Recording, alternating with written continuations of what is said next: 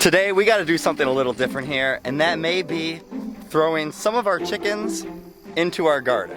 If you look right here behind me, you're gonna see rows completely missing here out of our garden. That's because the last couple days we have been basically tearing up everything that is dead and not alive anymore, not producing for us, getting it out of the garden, and just getting ready to say goodbye to a great garden season that we've had.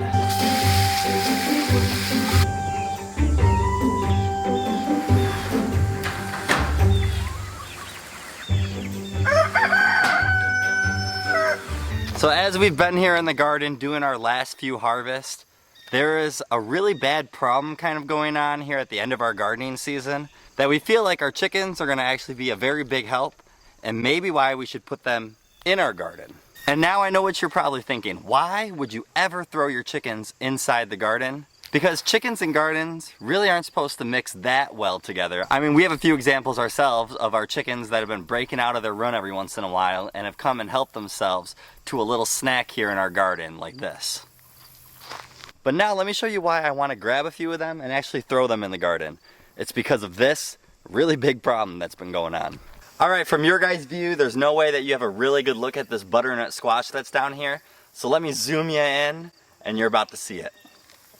This pest, which came out of completely nowhere, has been just hovering on our few butternut squash and really have just been crawling around now the whole entire garden, and we want them out. Although there's not much more to harvest, we really don't want all these little bugs laying babies and then them wanting to be here again for our next gardening season. And why not give the chickens here a little treat? It's going to be a win-win for us and the chickens. So let's see what chickens are going to help us out with this process. I'm not trying to play favorites, but Sunny is my favorite, so she's going to go in the garden first, and let's see if she eats up any of these bugs.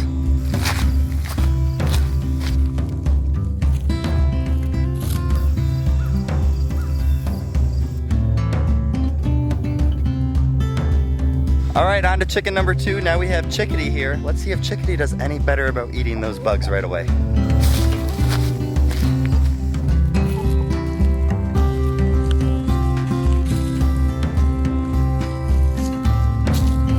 That unfortunately puts us 0 for 2. Let's throw another chicken in. All right, now it's time to see if Rosie will be any different.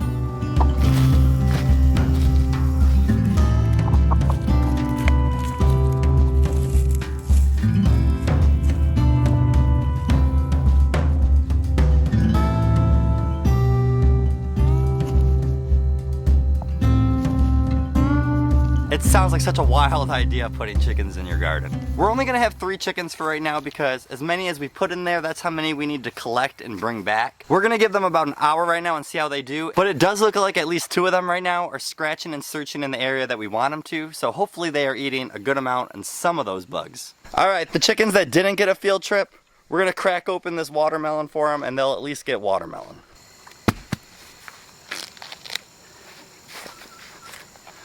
I think they're gonna love this.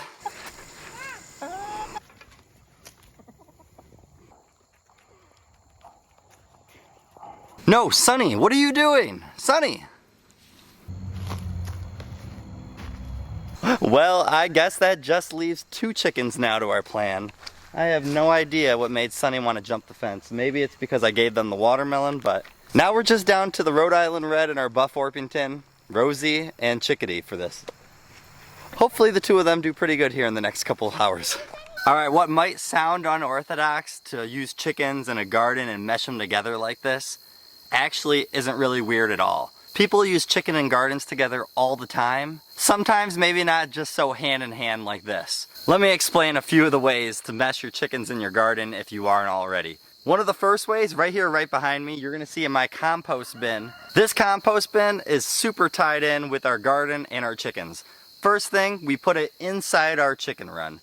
So that's so that anytime that we need to clear out our chicken coop from all the bedding, we can grab all that bedding, wheel it on over, and dump it into our compost bin, so then that can sit and start to compost down. The next thing, this right here, is pretty darn close to our garden right here. Anytime that we need to dispose of anything from the garden that's dead or we need to rip out, we can get it, throw it over into the compost bin, and then let that mix with the chicken manure And what that does is over time, it's gonna build up and make a really good compost and then put into our garden, which we have done here. And it's been working out really well, and our garden seems to love it too because our plants have grown usually really strong with our garden beds that we have used our own homemade compost from.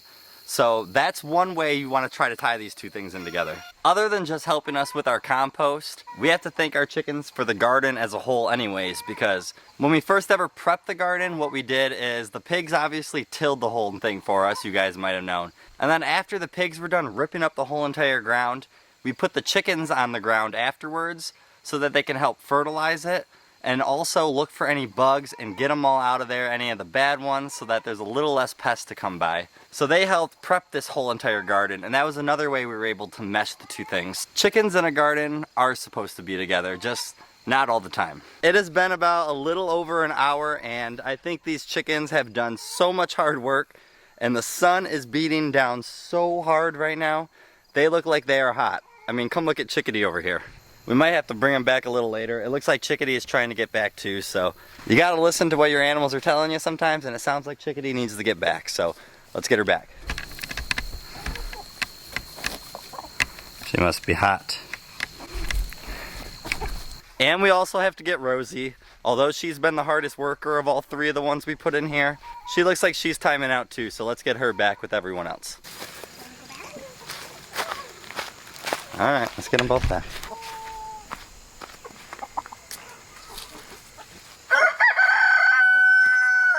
That was some hard work for our employees there, so they get a break and get some watermelon, and like I said, maybe we'll get the chickens back into the garden when the sun starts to come down a little bit.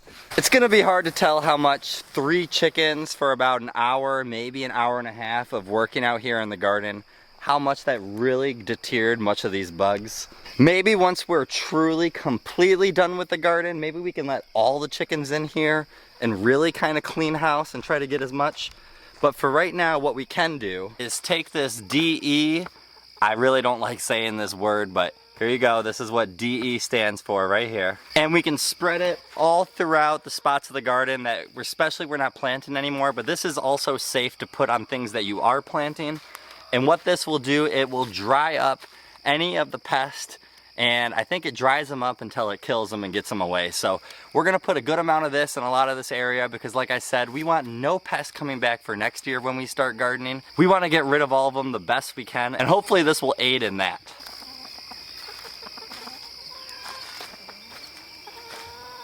And let's get one more spot with it real quick. All right, all complete. It's kind of starting to look like a little bit of a war zone in here, but it's a war I don't feel bad about because these bugs need to get out of the garden. They are not gonna help the garden. They are only gonna make it harder for us. So hopefully this helps the bug problem. And for whatever ones it doesn't, hopefully when we bring the chickens back onto the garden, they eat all the ones that are left. I did throw a few of those butternut squash that had a lot of the bugs on there into our chicken run earlier today, and it just didn't seem like they wanted to eat them that much. There was one chicken that looked like it kept gobbling them all up, but other than that, I don't know. So maybe the chickens don't want to eat these bugs. I don't know. It's weird. Normally they would be all over it. Maybe we fed them too much for breakfast or something. All right, I picked a few of our mini peppers that we still have here. Not many of them left, but these mini peppers, if you guys have not done them before, they might not be much, but they grow like crazy and you'll get a big harvest from these things. I hope you guys got some value today out of maybe thinking a little unorthodox, or maybe just trying to pair some of the things that you have. If you have a garden and chickens, try to do it the best you can to benefit both the parties like we've been trying to do. And sometimes you'll make mistakes. Maybe the chickens, when we threw them in the garden, weren't gonna do much today, but that's why you do the DE also, because it's always better to do more than just one method when you do something, because the more methods, the better the results will probably be. You guys have a great day and a better tomorrow. We'll see you guys in the next one.